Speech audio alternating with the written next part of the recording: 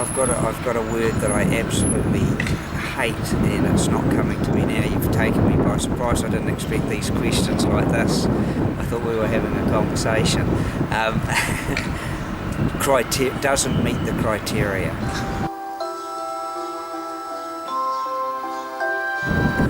Sunny days, happiness with grandchildren,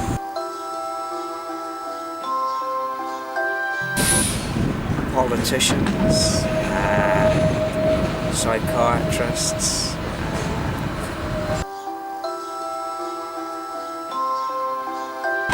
the Beatles.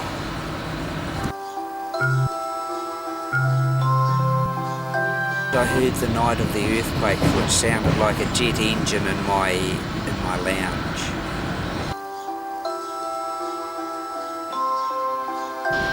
Fuck. Absolutely loved in the proper space.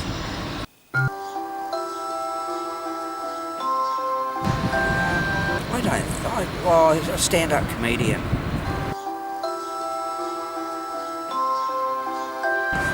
Politician.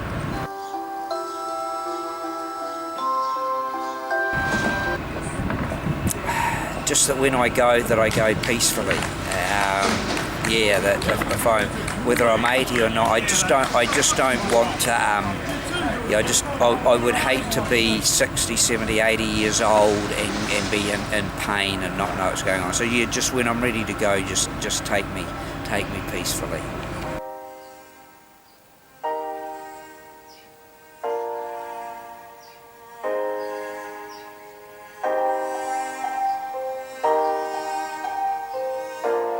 In 1991, I stood outside Christchurch Cathedral and challenged to fight anybody in New Zealand. No rules, no referees and no judges.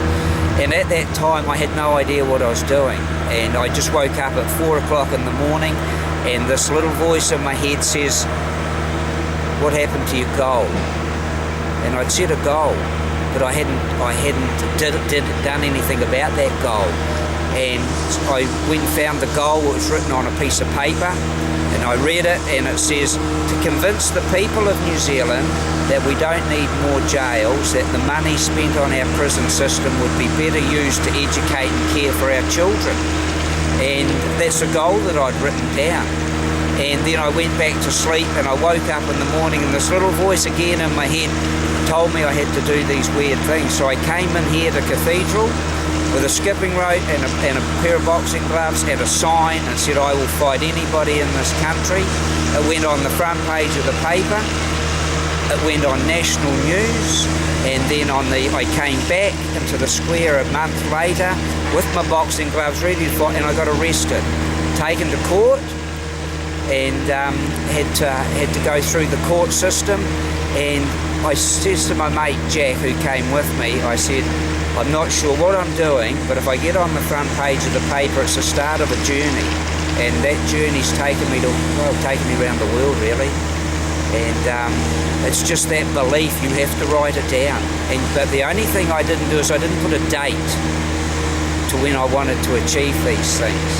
So last year I wrote down on a piece of paper that by December 2013 I would have in place what we need for male survivors of sexual abuse trust, and this year we got the funding we now need to go national. So so I know these things happen.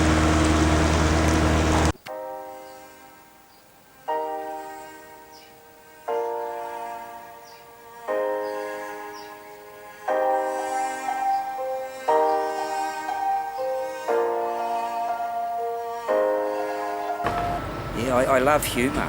I love people. People make me laugh, and I've never really seen any one particular thing that would make me laugh. But I love laughing, and I love making people laugh.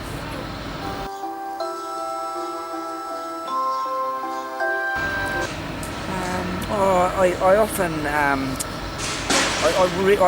I want to be remembered for the work I've done.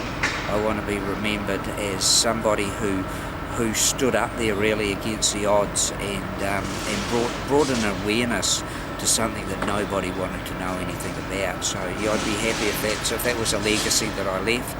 that people said, hey, he stood up when everybody tried to shut him down. But in the first 10 years was a constant battle. People didn't even want to know me. Even government didn't want to know me. Other services didn't want to know me. It was it was a constant battle just to get there. People didn't. I think because it's against society's rules. That men are victims, and so nobody wanted to hear what I had to say. So it was really difficult.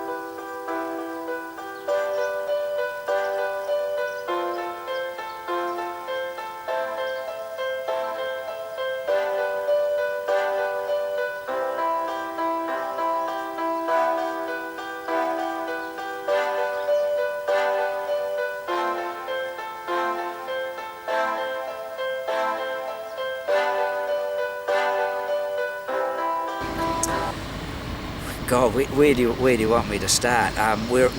Myself, what do I think I'm a cheeky little boy who's struggling to grow up and struggle with responsibility and commitment and being sensible. I really struggle with those things. I enjoy having fun. I enjoy making people laugh. I enjoy upsetting toffee-nosed people at important meetings and stuff like that by throwing in a joke and stuff like that. So that's me, and I think that as I look back, I was a cheeky little kid, and then I became a nasty, sarcastic, horrible person. So for me, it's about that, and that wasn't who I really was. I think that the cheeky kid was me. So I'll continue with being the cheeky one. I think my strengths are the ability to stand up for what I believe in. Absolutely, I do believe that is my strength. My weaknesses is I hate confrontation. I really struggle with confrontation, especially with someone whom I've got a relationship or respect, and you've got to sit down with them, and so I really struggle with that side of things.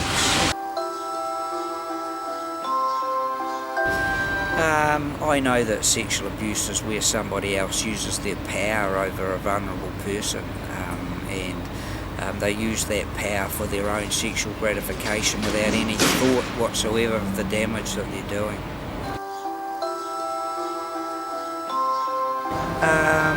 Very good question, because I've been struggling with this over the last year about where I want to go and what I want to be. I think I want to put my feet up. I think, but I don't think I'll ever stop doing the work I'm doing. I think I'll probably still be doing this when I'm 80 years old.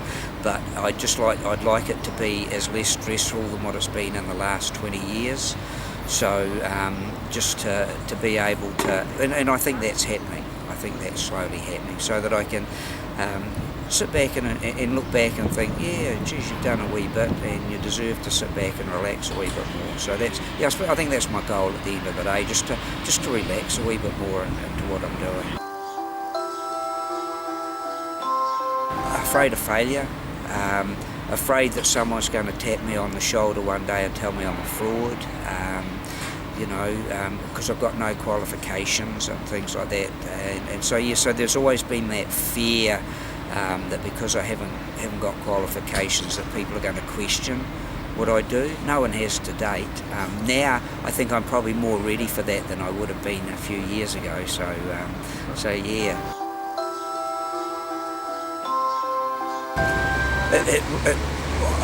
It was really, I was 38 years old before I sought help for what had happened to me as a kid. I don't think I just know that every day of my life it was there, where some people say, for argument's sake, I just forgot about it and I lived I went on, and then 10 years later, 20 years later, it hit me, and for me it was with me most of my life. Just about every day it haunted me every day, but I never understood why it was haunting me or why it was doing, and a lot of it was about, I suppose, questioning myself. So it really wasn't until I got professional help that I was able to link my angry violence and hatred and those sort of things, connected to the sexual abuse. I went to the mental health system in Christchurch to get help, and I got turned away. And it was an office worker who said that I should go to psych emergency, and I saw a counsellor at psych emergency, and he was able to talk me through it, realised that my anger was connected to the sexual abuse that happened to me as a boy, and convinced me or taught me or advised me to see a counsellor about that. Okay. Yeah, but I was really disappointed with our mental health system here in Christchurch. I think it failed me. I think it still fails people. I think the system's really struggling coming to terms with male victims of sexual violence, and they need to really have a really good look at themselves, because I think they've got it wrong.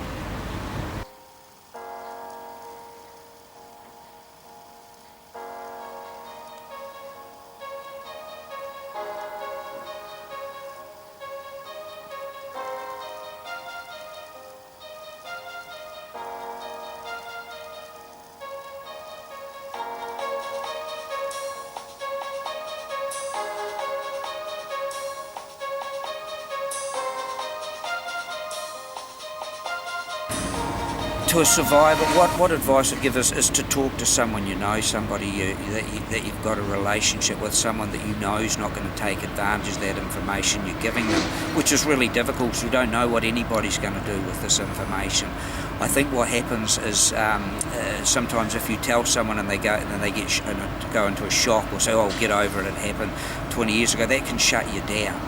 So what I would encourage a survivor to do is to talk to somebody. If the first person doesn't believe them or can't handle it, or just tell the next person until you finally find someone who will listen and understand and support you. But I think you can't not talk about it. I think that would be the fundamental message that I'd like to get across, is that you have to talk about it. It's not going to go away on its own, and you've got to talk about it so you can work through it. And you can't work through something that you don't acknowledge yourself as happened.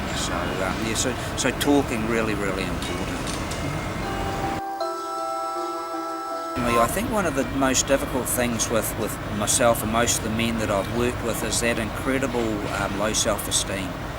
And I think, you see a lot of survivors who do finally get into a certain place. They learn a discipline very much like a sports person, where you've got to believe in yourself, where you've got to that continue believe in who you are and fight for who you are and things like that. And I think when you get into that space of accepting and acknowledging who you are as a person, you can move forward.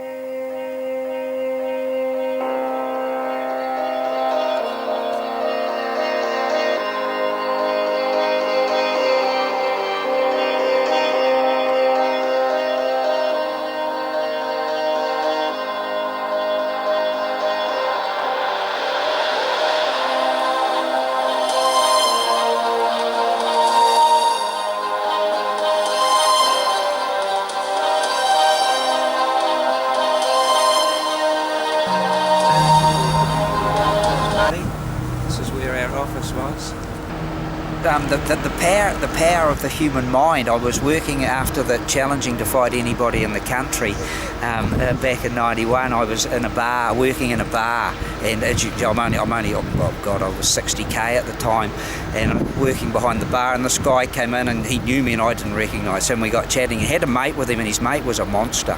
And he says, "Oh, Ken," he says, "remember when you were going to fight in Cathedral Square?" I said, "Yeah." He said, "Well, my mate here, whatever his name was, Roger or something, he was going to come down and knock you over." And I looked and I said, "Where are you, Roger?" He said, Yeah, I was going to put my name up." I said, "Well, I tell you what," I said, "how about you and I go out now on the street and sort it out?" "Oh, no," he said, "it was just back then," he said, "at the time." And I had a wee giggle to myself that, he was telling all his mates that this big fella, he was going to go in and knock this fella over in the square. And yet when I confronted him, and yet he would have, because he was massive, and I'm only 60 k's of it, but just the power of the human mind. It was, I loved it. I still see the look on his face. that I've met so many men.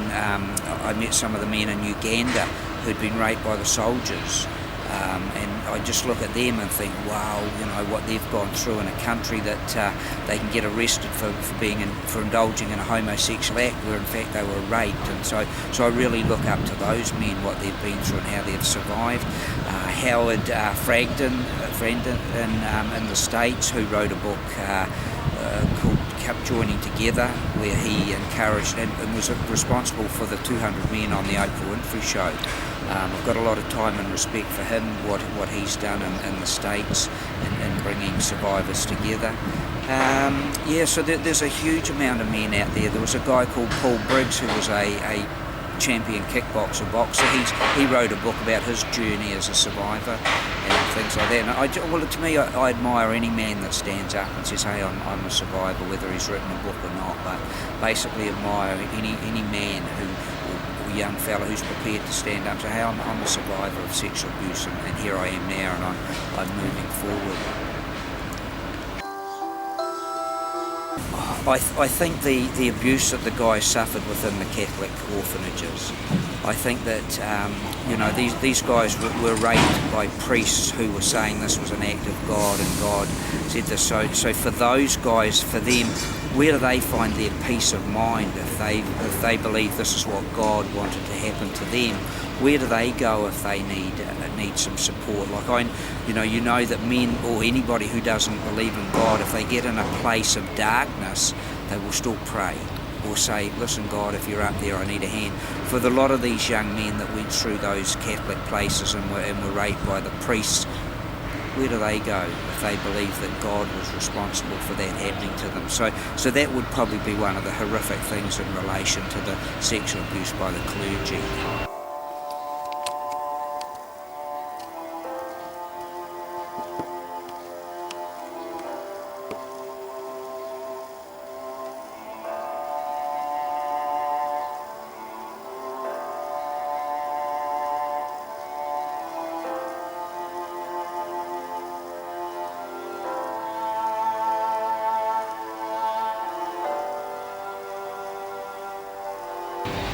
Yeah, and that's true, and I think one of the things about survivors we do, I think that because of the low self-esteem, it's not hard to live in negativity. And I work with a lot of men who have been negative for so long that they don't believe they're ever going to get out of it, and that saddens me. The negativity is basically ruled and controlled their lives for so long, and of course they've been told by the perpetrators that they're worthless and useless, so they accept that, and if anything goes wrong, it's just, well, I deserve that, and because I'm hopeless and useless. So yeah, that's a hell of a statement, and it's a horrible statement, but it's a strong, powerful, damaging statement to survivors. And I think you need to come from a positive place to be able to accept and understand those things. And when you don't, or when you've come from a life of just negativity, it's really hard to even accept and understand that. And you see someone like Gandhi who's moved forward, and you think, oh, well, he's different than me.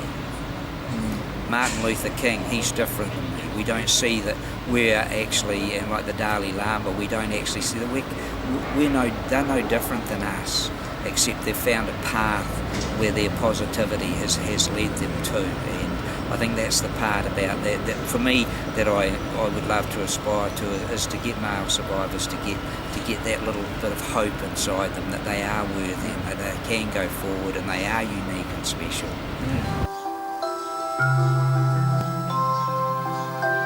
And that's another tricky one, because it's about, sometimes you don't know where you are and you don't know what you have, and until you understand what you have, it's pretty tricky to move into that next place.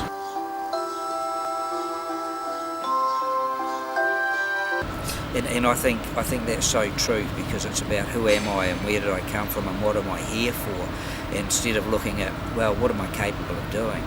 I remember as a kid wanting to be Elvis Presley, then I wanted to be one of the Beatles, and then I realised that I couldn't be either of those. I had to be who I am, and I think that's been my journey now, is doing the best I've got with who I am.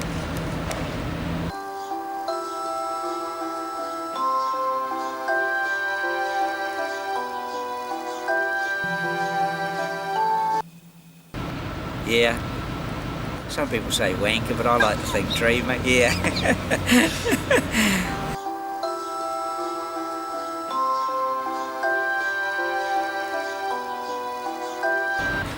My dream is that man and woman can walk together on this planet, and I think until we have healthy men, we ain't going to have a healthy planet. And I think, with all due respect to what the women's movement have done, I think it's gone too far where it's damaged a lot of men, and I think we need to be working alongside each other.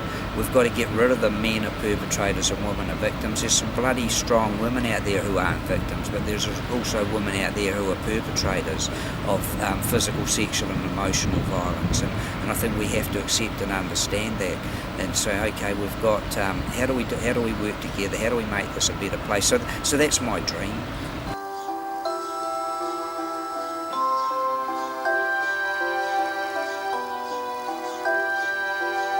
Yep, and it's true. I mean, at the end of the day, we're given a day and we've got an opportunity to do something with it. And I think we spend more time worrying about what other people think we should be doing with the day rather than concentrating on what we want to do with the day. I think we get caught up in systems and things like that instead of getting out and just making the most of it.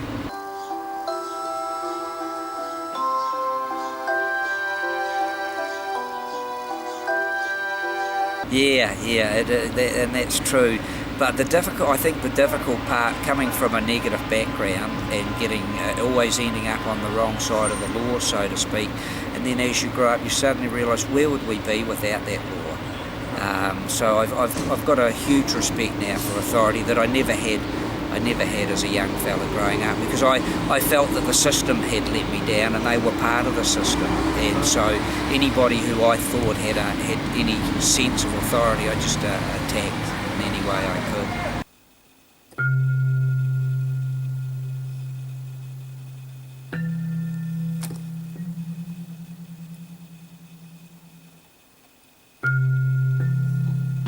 Yeah, and I think it's important too. I mean, once again, we grow up in systems, and the moment someone tells us we can't do it, we stop. Instead of saying, well, why can't we do it? And 9 times out of 10, if you question why you can't do it, the people that are telling you can't do it haven't got the answer. And so it is important to keep questioning that. The moment someone says you can't do something, ask them why and where it says that.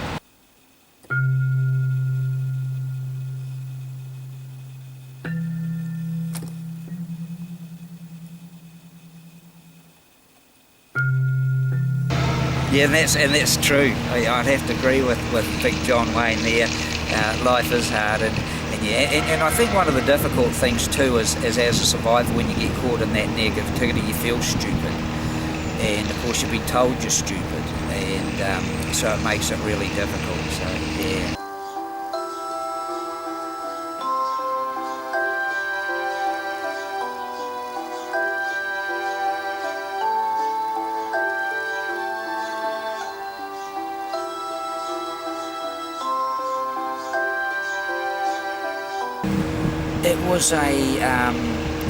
It was actually one of the guys from the St John of God school, and that was back in because Ian had been working with the guys before me, and so this particular guy who'd been in the support group but came to see me one-on-one, and so it was my first one-on-one, and he's talked about what had happened to him, and I just because he was talking about a priest at that time, or a brother from this order, it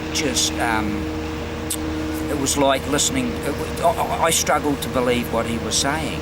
It was just so bizarre, so wrong, so unnatural, and I just thought, no, there's a person in a position of power like that would not do that to a child.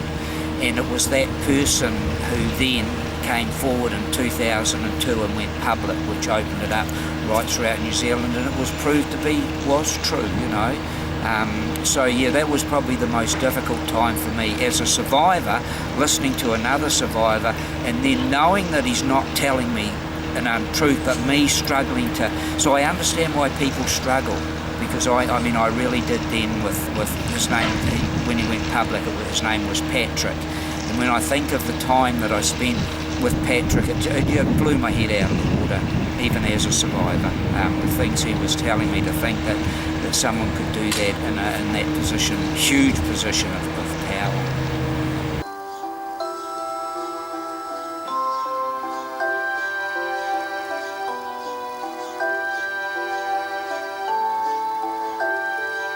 The biggest injustice is when someone discloses and they're not believed, when they disclose and it goes to court and the people get let off, when paedophiles don't have to go to court because now they're too old and they're too sick or they're too ill, and this seems to be a common trait amongst paedophiles when they get into their 60s, that they're too ill, and so they get let off, and I just can't understand, or to me that's a huge injustice.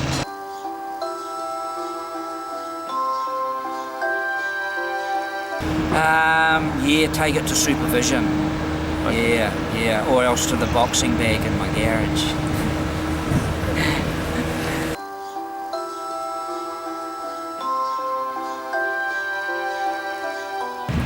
Yeah, it was quite exciting, really, and I think realising what I was capable of doing. You know, from 12 years onwards, I just thought that I was useless and a nobody, and then all of a sudden, the last 15 to 20 years, I've suddenly realised that I am capable of doing certain things, and I had to believe in myself, and that was it. It was that, having a belief in myself. I think just from the continue of the self-blame and all that sort of stuff, and then when I started doing things and things started to change, started to move, and I realised instead of moaning about them or getting angry at the things that weren't happening, was to actually go out and do something about it. And got a lot of knockbacks, as I said earlier on, but once I just persevered, I found that I was capable of doing things that I never dreamed I was capable of doing.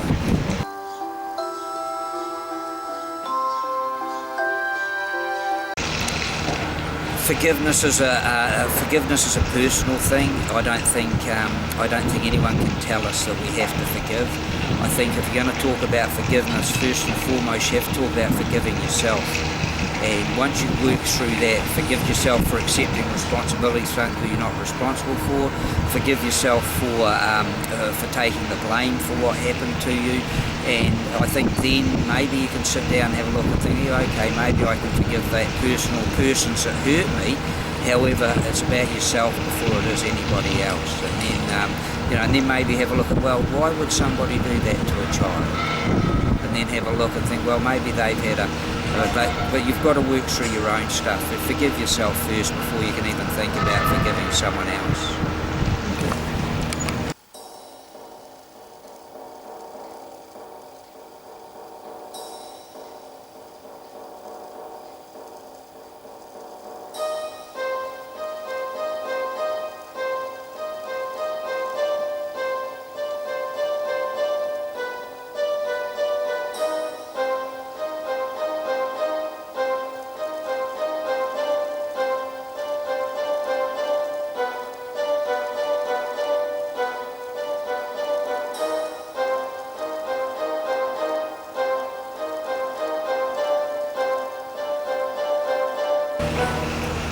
The best joke I have? I'll tell you the best joke I have. What's got 4 legs and flies? A dead horse. I love that joke because it's one I can have with my grandkids and my kids and things like that. And it goes over people's head, which is great. I love having to explain it. Got it. Yeah.